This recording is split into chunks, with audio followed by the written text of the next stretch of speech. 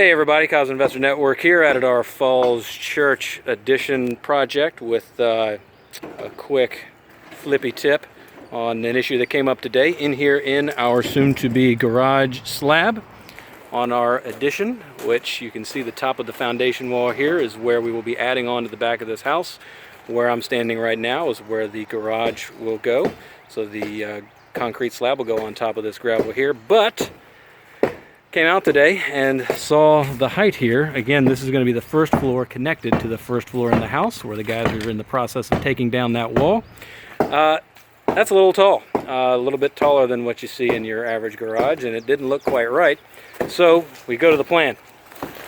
So I have here our site plan for this project, and one of the points of having a site plan is it gives you things like grade.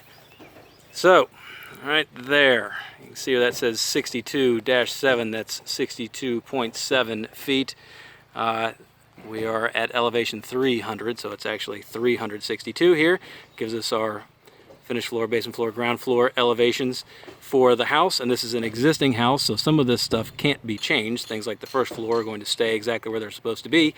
And from looking at my plan here, at 365.7 down to 362.7, I know that I'm supposed to have a 3-foot difference from the top of this slab here in the garage to my finished floor inside the house. And that's important because that will determine how many steps I need. In this case, it's looking like 4 risers for a total of 5 steps up into the house, which makes sense for 3 feet. Well, come over here, look at where those steps are going to go, take out my old handy dandy tape measure, and I can see I'm at 4.5 feet from the gravel to the top of that block. Now we're going to add 4 inches of concrete, but we're also going to add about 4 inches of top plate here for where the first floor goes in, so it's still 4.5 feet. It's supposed to be 3 feet.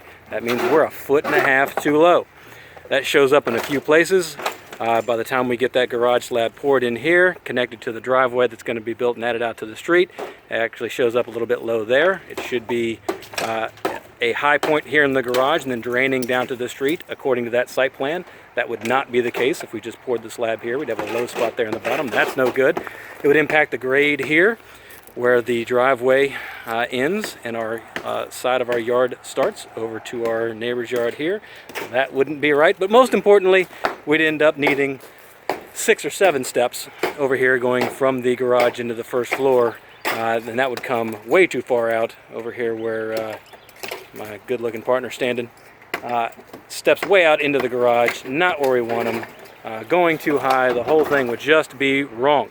So we're going to fix it. We're going to raise the level of this gravel here another 15 inches, get it where it's supposed to be per the plan, and then we'll be in good shape. But that is one of the reasons why you need to be out on your job site on the regular with site plans, checking, measuring, double checking, making sure before you go too far and pour things like concrete slabs that these kind of things have been measured and double checked and that all those elevations are correct. That's what your plans are for. So that's my tip. Grab your plan, grab a tape measure, learn how to read it and use it.